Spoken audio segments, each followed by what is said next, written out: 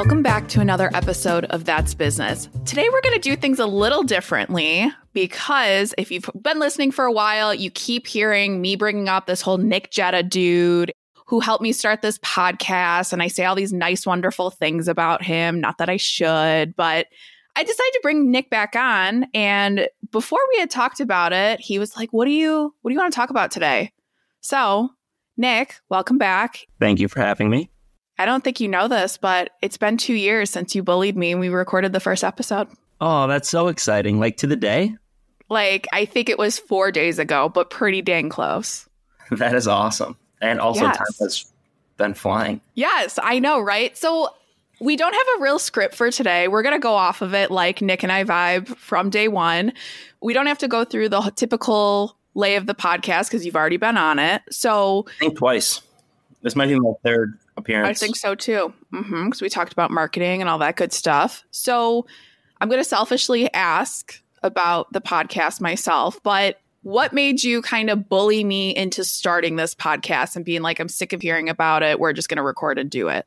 I mean, yeah, a few things were that one, you wanted to. I did. Right. I think when we first met each other, I was playing around with this marketing idea that slowly and surely I've put a process and deliverable to, but it was this idea around people market best when they're doing things they want to do. For sure. Companies struggle to market because they feel like it's a chore or they have to be doing A, B, and C, and they don't truly believe in it or they don't understand how it's going to grow their business, but they're doing it because somebody told them they had to. And so it's not fun. It's tedious. It usually costs them money. And then they're very micromanaging around the results of the work. And my push was if we could change that and say, hey, let's do only the things that you really want to do, you're actually going to be better at executing. And so that's kind of what we did. And we were like, all right, what would be fun for you to do? And you're like, I've always wanted to start a podcast. I was on a few podcasts at the time. We were getting a lot of business from it. I saw the results of how you could use it to grow different aspects of your brand outside of just the podcast itself, turn it into other pieces of content, leverage it to host events. And yeah, you talked about it forever. And we kind of just sat down and said, all right, it'll cost us $300 to get the materials. You can get a mic, get some headphones, free softwares, and then let's just sit and record a podcast. So it's been awesome to see it grow. Yes, it has. And it's crazy. I just got a live critique of it this morning from 5 podcasters that do this for a living and editors and all. And they said, we have good podcasts here. So I'm my high horse today. So we love that. And I think, and we'll dive into what you're up to now and how I also have bullied you into doing what you're doing now, just manifesting that. But I think what's interesting too, when talking about marketing, and everyone has always said like, oh, podcast, it's a big production. You know, you think about Joe Rogan, who's got top podcasts and it's hours of content. I'm like, I don't have the money or can do that. And you're like, but he only has a 3-person team. Right. Like it's not a big thing. But it seems like such this big, like, ooh, a podcast, but it really isn't. It's this microphone, this headset, and Zencaster, and it's super cool. So I love that you simplify so many things. Couple hours a week, like you sit down and record, you send it off to somebody else to go get it edited, and it's there. Exactly. So I'm still a massive proponent of this platform. Big fan. I just want to do the selfish plug. Thank you. I appreciate for giving me my flowers. You got it. But talking about you. What's happened in the last few months and where you're at? I'm unemployed. Woo! Yeah, I'm back out of corporate America and back into working for myself for the first time in a year and a half and kind of trying to navigate what that's going to look like. I think I have an idea and I think I have an idea of what it could look like. I'm like pretty clear on like, this is an option A. And if I do all the right steps, this is how it's going to unfold. But I actually have no idea on if that's going to be the route that sticks or if I decide to choose something else entirely. I mean, I was done working in December 15th, 2023. And now it's January 31st, 2024. It's been 6 weeks. I've really been using it to explore some things and relax and hang out and create a bunch of art. Have some conversations here and there, but work has really not been a full push yet. And what has that been like? Because where a lot of people, and especially a lot of guests we've had on this podcast, are like, oh yeah, I figured it out. And you're kind of like, hey, I'm exploring it. I'm making bomb ass art, which go to the show notes and go look at Nick's art because he's incredibly talented. But what has that experience been like for you? It's a mix. It's exciting. It's stressful. There's like days, obviously, where it's so much fun and you're like, yes, I have this open day. I'm going to go to the store. I'm going to cook all this food. I'm going to cook. I'm going to turn my phone off. I'm going to do art, hang out. And then there's days that you wake up and you're like, am I ever going to make money again? And how am I going to do it? And where am I going to find the clients? And it's really coming down with just like, it is about consistency, but then the same thing that we just talked about. It's kind of about doing what you want to do. Like we said about the podcast, and like it's only going to be fun if you spend the time doing things that excite you. And it could be really miserable if I sat down and did cold outreach all day long and stressed about not having calls, or just like forced myself to do all of these things that felt like a chore. And instead, it's been much easier when I wake up and I say, hey, I have 2.5 hours today. I'm going to carve out some time to do some outreach, post some content, have conversations where I can, and then use the rest of the day to not stress and go have a really awesome time. And so like that balance, and then it's been 6 weeks and I'm slowly having conversations be booked, and first paid client the last 2 weeks to come through. It's getting back on the horse and rolling. But yeah, so it's fun. It's stressful. Learning that I don't have to be working 18 hours a day to see the results. Like it's only been 6 weeks. I'm giving myself essentially 90 days to ramp back into this. So obviously it's the biggest blessing. Yes. But it's interesting too, because I mean, I know I wasn't the first person you called, but I was one of the top people you had said like, hey, I'm on my own now. Like this is what's happening. And what I always preach to people is like, have the conversations with people in your network that see your value, or like friends, family members, old coworkers, whatever, because our relationship started professional and then we just became like great friends, which has been great over the last almost 4 years, which is crazy. But it's just relying on the people that can be your kind of like minion for you. Of, not to toot my own horn, but I've connected you with some people. I'm like, oh, I think like you two would vibe, and let's do this and let's do that. And I don't feel like that feeling ever goes away of like, am I doing the right thing? I mean, I've been in this business now 6 years almost, and I still get that feeling. So it's just never goes away. Yeah. And I think honestly, the scariest part is for a lot of people, like not knowing what to be doing, like what to be spending time on. Am I spending time doing the right things? And I think it's nice after, obviously, I was self-employed for 2 years. For the last 1.5 years, I just did the same thing with the book of business and was working with other organizations to figure out how to make them money through marketing. Like I've seen the cycle so many times that I at least know that every single day I'm doing the bare minimum inputs necessary to turn the wheel, which takes so much stress off of me. And I'm not like, well, do I need to be doing this and this and this? So I don't really have the fear of the unknown. It's more of a timing. Can I be patient enough to see this through? And are you a patient individual? Yes. Yeah. Okay. We'll see. Sometimes. I'm like, I don't think the answer is yes to that. I think so. The other thing, right, is I'm so open to new opportunities right now. The idea of exploring is like, I don't have this dream to be this self-employed marketer. I don't have this dream to be really a full-time artist either. I want to do something different though. And so if something comes along that's like, hey, we're going to take you totally off track and we're just going to bring you in this other direction, I want that. So I'm kind of being patient, like looking for where that takes me. Well, and you also take the time to, like, we've talked about this, if you're like, yeah, I don't maybe want to be all client work, like all client facing, because I mean, you have done that, but you really shine in the operational piece or the strategic planning within marketing analytics, like content planning, all that great stuff. And I think a lot of people don't sit down and like, what do you like and what don't you like? And how can we make that happen for yourself as a consultant, or who can you partner with that can, sell you for you if you don't want to do sales or business development? Something I really admire about you too is you're always about like, just do it. And I'm like the walking hypocrite of like, yeah, I'll tell clients to just do it. But when it comes to myself and you bully me in the best way to be like, no, just do it. Like I had inquired to you about like, how do I start writing a book? Because like I keep feeling called to like write a book. Like, what do I do? And you're just like, start writing. I'm like, but don't I have to plan it? You're like, no, just start writing. So I admire so much about you, how you just like make it so simple with everything, whether it's marketing, content, or just like planning things. You're just like, do the freaking thing and you'll make it happen. Yeah, I think it's an old mindset at this point. I think it's beat to death on like LinkedIn and other self-help books. But one, it doesn't have to be perfect. Whatever it is you're doing, like that's the point of reps. It's like you're gonna suck when you start. It's going to be bad. I self-published an entire book that was pretty awful and led also me to writing a second one that I'm like pumped about. Right. But like you have to go do both of those things. And then the other piece is in order to be the thing, you have to do the verb. Ooh.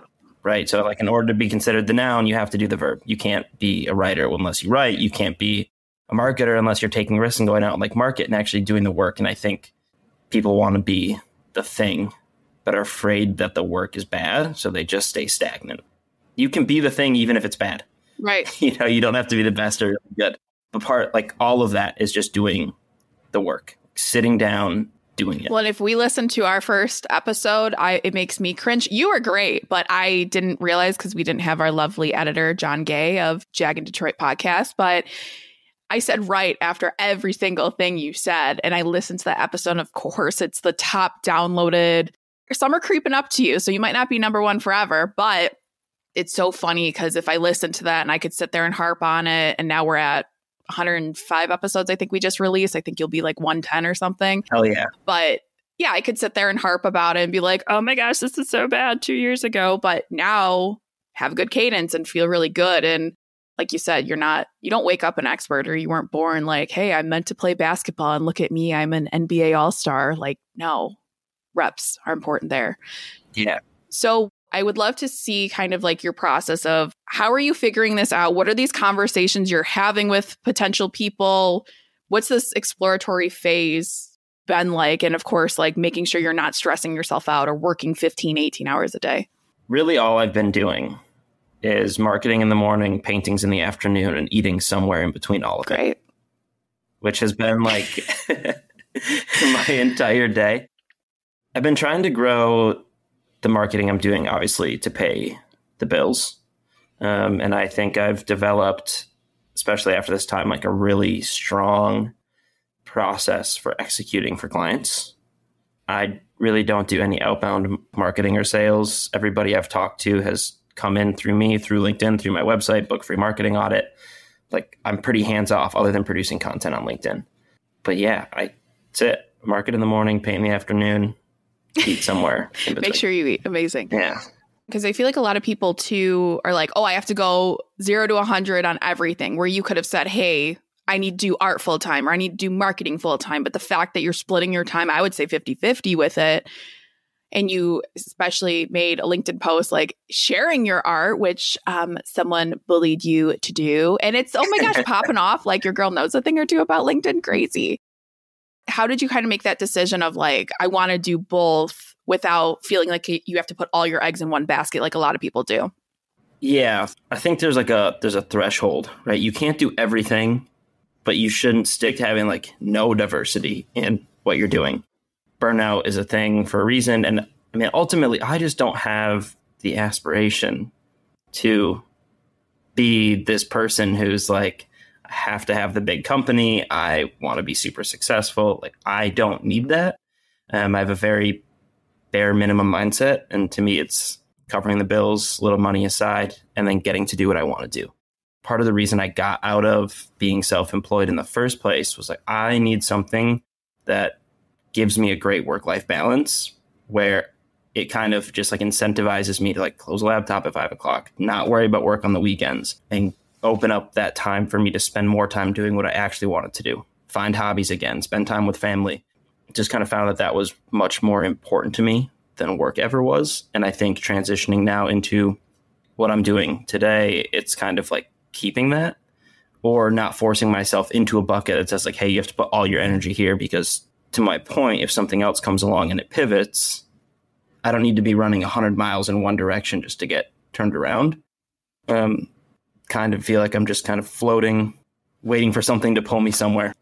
But yeah, so it's really just easy of knowing that like I want to spend a majority of my time creating, getting to trial and error things. Obviously need to spend some time working just because it's a necessity for me right now. But there isn't anything that's like forcing me to like, I have to be number one. I have to be successful. Success only comes with, $1 million years. Not what drives me. And I think too, I mean, we talk about spending time with family and friends and doing what you want to do, but your structure, your family structure and friend structure is very similar to mine, where I come from entrepreneurs. I mean, mom and sister being entrepreneurs, partner being entrepreneur, lots of friends, of course, being entrepreneurs. But even if you're having fun, you know, shooting pool out on a Friday or whatever that may be, like you still are having these conversations that, yes, aren't suit and tie and, you know, buttoned up and we have a clear agenda. But some of those situations, and I think you and I were drinking over Zoom one day and we had decided to like, screw it, let's do this podcast. So even if it wasn't like a formal meeting, sometimes those are where the best ideas come from. Would you agree with that? Oh, 100%. Yeah, I think there needs to be like a separation of even just like brain fog, to not be focused on the thing at hand at the time that I guess you find the thing that you're looking for. There's something of just like separating yourself from the environment in general, that like external input from something that's totally unrelated actually helps you get to, where you're trying to go. That was really vague, but it's making it makes sense to me. I know.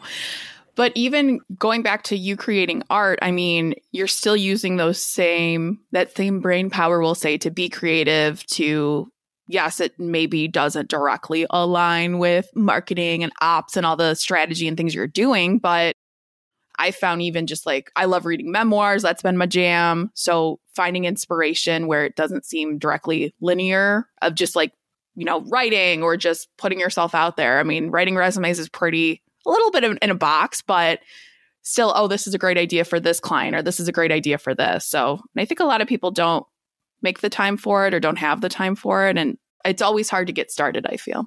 Are you saying for just like creative stuff in general? Yes. Yeah. I mean, I realized that all of a sudden I didn't have hobbies anymore. Like I did nothing. I was like, I work and then I'm tired and I put on Netflix, or we go to the bar with the boys and play pool. That's kind of how it went. And I didn't have energy for anything else. It wasn't like, okay, close your laptop and now stress yourself out about some art because something you actually care about. It took a lot of effort and like space for me to just be like, this is okay to spend time on. And it needs to be fun. But yeah, I went through a phase where I didn't have any hobbies and I had to get back to it. Like, go find things that interest you. And how was it picking up that paintbrush again or starting to do this? Because I feel like you went 0 to 100. You were like, oh, I bought some canvas. Then you're like, I finished this at 5 a.m. today. I'm like, okay, go off. We love this for you. But well, I lived in a house without internet. That's true.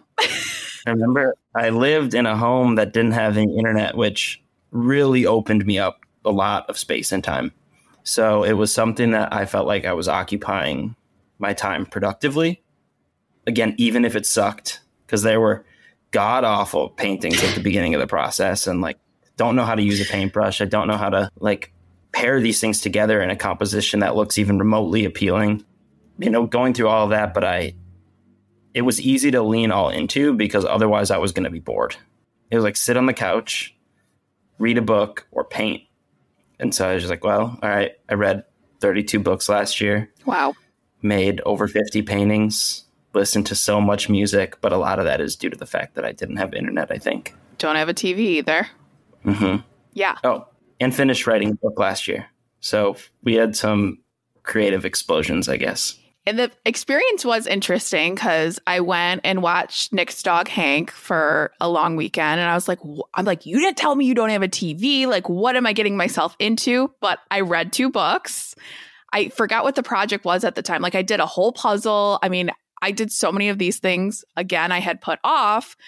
And, you know, although I was not thrilled with the experience the first day of like, I drove out here and there's no internet and I have to use my hotspot. And he didn't tell me all these things, but I was so thankful for it by the end of the weekend because it forced me to do the things I've been wanting to do. I hadn't read a book in like 6 months or something crazy, coming from someone that's a big reader. So I've kind of taken that experience and like, okay, like shut off Netflix or cancel your subscription or reward yourself with it when you get X, Y, and Z done.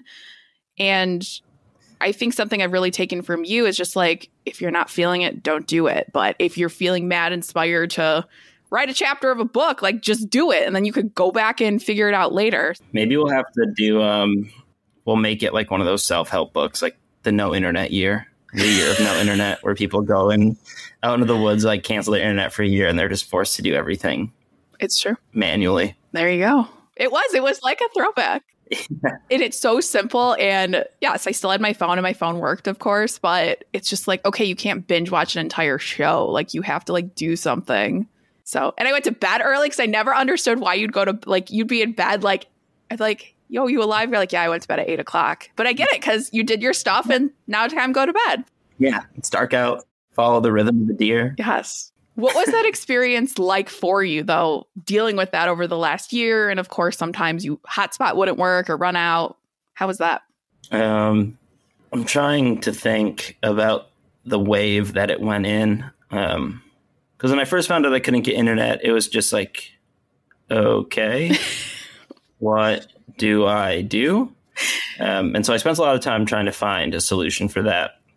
And then it was slowly realizing like, okay, well, I don't have a TV set up because I don't have internet. And I'm spending these evenings just like a little bit differently now. And that's, of course, like I started writing a lot. And so I'd have half a bottle of whiskey and write for 6 to 8 hours and just like spew stuff out. And it kind of became a rhythm where I was like, there was something so relaxing in finding that I would open up a computer that didn't have internet connected to it. All it had was Microsoft Word that I was just writing on. And yeah, it was like, it became really, really relaxing to be able to do that over and over again, to the points where I would like be at work and it's like 11:00 and like, I can't wait until it's 4 so I can just like sit down, put on some music and write until it's dark outside. Yeah. And the next thing you know, it's 4 a.m. So it just became like, first, obviously fear of like, what am I going to do without internet, going into realizing that it puts you in a rhythm. And then all of a sudden being like, I don't even want internet. It's so distracting. And yeah, I've done pretty well, though. Like even moving back to the UP, I'm out of Grand Rapids. I have internet again, which oddly enough, I had to leave Grand Rapids and come to the UP to get internet. Exactly. But I've been really, really good about finding time to not be distracted and sit down and continue to do the work. But I don't think I ever would have got there unless I was forced. Fair. How do you kind of incorporate that in your schedule, whether it's every day, every week, of like, I need time to do this? Is it D&D your phone? Is it just like unplugging? What do you do? Because I know a lot of people I talk to say that they're like, well, I don't have time. And it's like, I know I say this and I do have time, but you know, watching Netflix or playing Candy Crush is so much easier, or doom scrolling on TikTok. It's brute force, honestly. It's like, I just make a rule that like you have to stand in front of the canvas, even if it's for 15 minutes today. You have to just go sit there and like look at it once a day just to do something. Otherwise, I feel like, okay, then the whole day is just like skipped of like you didn't actually do the work of trying to do anything creative. I have started writing every morning, but also it's like sometimes I don't write till the afternoon. I write in the evening, and it's because I want to be a writer. And I'll notice that like after I finish a big project, like I can finish my book in March, maybe April or May of last year, and then just like stopped writing. I was like, oh, I should at least like write, even if it's like 2 sentences every day, just to work the muscle. I don't have to write a full book. I don't have to do chapters, but like I have to brute force. If I want to be a writer, I have to write. So whether it's big or small. And then I do the same thing with painting, where it's like I just want to sit in front of the canvas.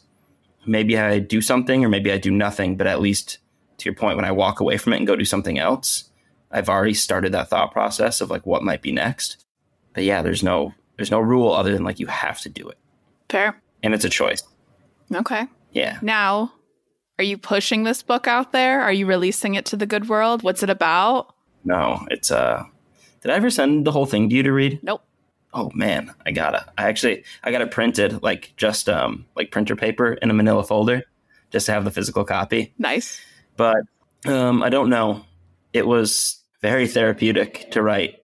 It is like a memoir style, but it's not linear by any means. It's not a specific story. It's just like random essays. Okay. Piled together into whatever. The idea of it was that like Kanye West, John Mayer go to Wyoming and like sit there and trap themselves and write these albums and like come out with masterpieces. And as I was sitting there with no internet, I was like, let's just use this to do something like that. And I wrote every single day, and I was trying to find it. And it just kind of came to me that I was like, oh, I want to tell all these stories of myself and like who I am without telling stories of like how I think about the world or what my opinions are. And instead it's like, it's objective storytelling of like, here's an experience I had, here's an experience I had, here's an experience I had. So it was really fun. I got to put it together, and like I would send out a chapter to 2 different people, and one person would be like, wow, this is super sad. And the other person like, wow, what a great story. And so it's like, because it's objective, it kind of subjects you as the reader to decide whether the experience was positive or negative. Obviously, I think they're all positive, or I wouldn't have written about them. But yeah, so I'm not publishing out to the world yet. Okay. I don't want to self-publish it. I would like a publisher to pick it up if I'm going to release it, but I haven't really done the work. I haven't been inspired to do the work. I don't care whether or not it exists. A few people have read it. I have a physical copy. Feels good enough for now, but that could change. It could change. It could. I know. I have a stupid, supportive girlfriend who will probably just pick it up and send it out to every publisher she can find. So, yeah, I made your art page. Like, we love Tess. Tess is the next episode after Nick's, if you're listening. So, yes, we love Tess. And she's a badass. She's an entrepreneur, like sold her business. And I can't wait to hear her whole story. But I think it's important, too, to have people around you that see your vision. Or I forgot who told me this, but it's in reference to, you know, your books, different opinions from people. Someone gave like a Holocaust survivors count of the Holocaust, like a 1 out of 5 stars. And it's just like, you're never going to please everyone. Like, that's your own lived experience. And it, I'm not like it was just like so funny because the irony. Yeah. Yes, it's like, this is my experience. How are you going to give it a 1 out of 5 when I survived the freaking Holocaust? But I always think of that, especially when we're all so self-critical or just like so hard on ourselves for no reason. I'm like, okay, just remember you're never going to please everyone, like especially in that situation. So yes, I'll have to find it. It's funny, like whole review on Amazon saying like 1 out of 5 stars for this count. Now I'll have to remind me today to send you over the PDF of my book. I will. A lot of Lisa content in there. Love Lisa. Lisa's his mom. She was also on the podcast. She was one of the first ones too. I think first 20 episodes. Yes. But kind of going back to that, and I know we talked about this, like more about you growing up and everything on the first episode. So go back to the first one if you want to hear Nick's life story there. But how has this kind of shaped you, especially like moving back to your hometown, and your mom just is, I swear, an angel on this earth, like just like good vibes. I love the woman. She is like the one person I told like, hey, I think I'm going to make this big life change here. And I was like, I'm sorry, I'm just like dumping all that on you. And she's like, I'm a life coach. It's fine. I'm used to it. How has that kind of shaped you? And, you know, I know you have your coffee dates and everything, but like putting all the love into that relationship, and she just like supports you in everything you do. Yeah, I'm obviously very lucky to have that support system. Like a lot of people end up going alone, or they're dealt with objections, like especially from the people closest to them, and especially parents and family members. Like I deal with it a lot with my dad, actually, he's always like, are you sure you're making the right decision? Do you have all your bases covered? Like, do you want to think twice before doing this? And then there's Lisa, who is like, it'll all be fine. Have fun. Go. Don't worry about it. It'll be okay. Just go do the thing and don't think twice. But she also at the same point is like, if you are going to do it, like do it, like go get it. Yes, go all in. Yeah. So I'm obviously just very, very lucky to have her in my corner, and like makes me not feel so guilty for being able to just like enjoy not having a ton of responsibility right now, and to go get to explore things and to try new things that I want to try. So very lucky there. But then I think ultimately it's challenging for me because it's not how humans want to operate, is to allow yourself that comfort, that flexibility. You know, you don't always want to be pressured, but it's like her willingness to let me go explore almost forces me to put the pressure on myself. Yes. Right. So it's like challenging to be like, hey, you have to change who you are in order to be successful in this space. You can't attack it the same way that you would attack everything else. So inadvertently, like her willingness to be so open to everything I want to do kind of forces me to get out of my comfort zone more than I naturally would. Now, tangent here, but it's relevant. Now, have you read Dave Grohl's memoir, Storyteller? No. I am the biggest Dave Grohl fan. Like, he will be on this podcast. I am manifesting this now, and I will probably be deceased, like, if he comes on. But one thing, I didn't realize he dropped out of high school, and his mother was a high school, or what was it? She was a high school, like, English teacher in Virginia, and her own son's going to drop out of high school. She tells him, and he calls her. He's like, Mom, I got this opportunity. Go travel with this band. Like, what do you think? And she's like, all right, you better be good. And that just like, when I heard that, and I immediately thought of your mother, which is so funny, of just like, and his dad was not as present. He was involved in politics, whatever. And he's like, I never want to talk to you again. Like, you are such a disgrace. So just like polar different views.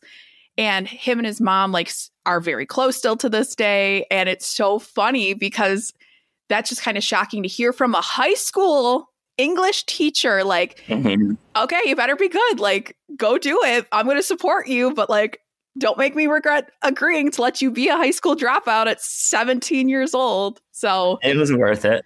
Oh my gosh. I'm just like, oh, what an angel that let him do that. Yeah, I think Matthew McConaughey has a similar story in his book. Like he left and wanted to go to NYU for film school, and his dad just says, "Don't half-ass it." It's like, all right, that's all I need. Right. Like, as long as you're not going to cut me down. Like, if I don't half-ass it and I give it 100%, I can still fail. But at least it's like you went and did the thing. Right. And I think depending on your upbringing, of course, like not everyone has parents that are supportive or a parent that's so supportive. And it can be a lonely journey, but I think it's going all in on the people, relationships, whatever, that are just like, hell yeah, like you want me to jump how high and let me support you and catch you as you fall. But you were pivotal in that, actually, for me. I'm just like being so nice to you on this podcast, and this is just making me uncomfortable. But I appreciate it. I think it's very much like, I don't know if you guys listening know this, but Nick and I met off LinkedIn. Like, I literally slid in his DMs because he was offering like free marketing operations and strategy, and was so pivotal in helping me get off the ground and like all the tech stack we use. So like we literally met off LinkedIn, met in person actually like 2 years ago almost now. So kind of funny, but it's like you were being more supportive than some of my friends in my life, some of my family. And I'm like, I just met this dude off LinkedIn, and like he sees my vision. And that's been true for a lot of the guests we've had on the podcast, clients we've had. And it could be a lonely journey, but especially I know you've had, and whether you want to share or not, but you've had some like big changes, of course, over the last 2 years. I mean, honestly, since we first recorded that podcast, but I know losing some friends or gaining other friends. But how do you kind of take that and run with it and don't sit there and go, woe is me, this sucks? You gotta have fun with it. Yes. I think it's, I make it so personal to the point, like I genuinely don't care about the opinions of others too much anymore. Like with my art stuff, I think I'm getting there. Like that's a vulnerable expression to make, but like at the end of the day, if people are like, this blows, I'm like, it doesn't. So it's fine. But really it's about getting to have fun with it. I think what we just talked about, like the don't half-ass it piece, is such a massive benefit to the mindset as you go into something. But like if you can enjoy the process or the creation of it or the actual activity, and it's fun for you to do, that makes it very, very easy. It does. I enjoy getting to only work 3 hours a day right now. As my business where I want it to be. Not today, but I'm still very much enjoying the fact that I have all this free time. And I think I would be in a much different place if I wasn't able to enjoy that. If I was stressed about it, or if I felt like I had to be on a different tier of my business and, you know, I'm only going to be successful if it gets there, that would just make the process suck. Or I'd care more about the opinions of others. And instead, because I get to have fun with it, I don't care if somebody thinks I should work more. I'm having a great time working less. I don't care if somebody thinks that my paintings suck. I'm having a great time making them. And those pieces of spending like a day at a time make it very, very easy to not take those opinions in from other people. I spent a lot of time oddly like thinking about like mortality and like the process of like you could die. It's deep, and it doesn't mean to be deep. But if this was the last day that I like spent time doing stuff, I would prefer that I was enjoying the process more than fighting against it. Right. And you did set yourself up for success to get here of, like you said, not having internet, not paying for all the subscriptions to things you're not using. And just I think you were the one person I know that actually embodies like living simply and within means. And just like you prepared yourself for this where you can go spend the money on all this art because we know art supplies are not cheap. So expensive. And your record collection you have that is beautiful and just like also not cheap. You set yourself up for success where you have this opportunity. So if you're listening and if there's anything, and I learned this, especially if you've heard my story of live within your means. And if I don't want to say like you need to struggle for a little bit, but you do what you want, you live simply. And I feel like this set you up for being at this part in your life where you could do whatever the heck you want. And you're still selling your art. You're still getting that conversion. I mean, it's been freaking 6 weeks, which is crazy because I feel like it's been longer, but it feels like it's been 3 months. Yeah. I was like, you sure 6 weeks? But I guess so. And you're doing the right inputs and it's work smarter, not harder. 3 hours a day. If that's 3 solid hours of work, then that's a whole 8-hour day if you're doing every single thing there. I mean, you're doing this. It doesn't feel like work, but you're promoting yourself. You're talking about yourself. You're saying what you're doing. And I'm so here for it. Yeah, it's been so fun. It's been so fun. It's the only thing, like, not necessarily what you mentioned of like living within your means, but I think it's understanding not means, but like essentials. And essentials can mean different things for a lot of people. For sure. Right. Like for my sister, smoothie bowls are essentials. Like if she has to spend $20 a day on smoothie bowls, like those are her essentials. But it also means that like there might be other things that like don't matter to her the same way they don't matter to me. So it's like, it's knowing what I'm trying to get at is it's like, it's not a monetary way of living. Like your essentials can be expensive, but it's also not filling your life with like clutter or distractions or stressors about things like I have to have all of this stuff. Right. So it's just like knowing like what's the bare minimum I need to be happy. And for me, it is hundreds and thousands of dollars worth of art supplies. It's thousands of dollars in a record collection, like buying a new one, adding it to the stack is something that brings me joy, getting to sit and listen to it. It becomes like a tangible experience. And those are things that I need to have. And what I don't need to have is $800 groceries and other stuff. So it's like I just kind of balance and figure out where I want to put my wants. Mm-hmm. I like that. Essentials is better for sure. Yeah. It makes living simply very easy because there's something can come up and I'll be like, I don't need that at all. I've lived 3 years without it. And there's like, oh, there's this record that you need to have. And I'm like, I will leave today and go find it. I will find it now. Yes. Yes. When you come to my neck of the woods, there's this awesome record store. Have to take you to. Like every time it's in Royal Oak and it's just like, I go in and every time I buy something, but. Me and Tess are going to be in Detroit. It's either March or May for a concert. What concert? Oh, I don't even remember. She's like, you want to go to this? And I was like, yeah. And she's like, okay, I'm getting us tickets. So I don't remember who the artist is. I'll ask her and then let you know. Amazing. Awesome. But yeah. It's at Fillmore, maybe. Is that a place in Detroit? Yes. That's my favorite venue. Yes. That doesn't help because there's so many things. Yeah. One of my old clients actually is like the VIP experiences manager there. So hook us up. Well, when you tell me, I can hook you up. So this random show between March and May, sometime in there, it's fine. Yeah. But awesome. So as we wrap this up, what advice do you have for listeners? Go do dope shit. Go spend your time doing things you want to spend it doing. And then also like give yourself the discipline when I mentioned like brute force to actually sit down and do it. Like even it doesn't have to be for an hour a day. Like there's no quantity limit on what an action is, but like give yourself the space to at least like struggle with whatever it is that you want to do. Ooh. That's probably it. Like if there is something you want to do, just make time to do it. Just do the damn thing. Yeah. And want to do it. Like have fun with it. Get creative. Be able to enjoy it. The way we just talked about, there's so much pressure on if you do something, you have to do it well, or you have to do a lot of it, or you have to do it consistently. And I think the more important piece is like, A, you do have to do it. And then B, you should enjoy it. And if you don't enjoy it, it's not worth it. Love that. Nick, I'm so thankful for our friendship. I'm so thankful for you bullying me into doing the best things possible. Now, those of you listening, if you want to check out Nick's art, what he's up to, his website, all the things, head to the show notes and tune in again next week for another episode of That's Business.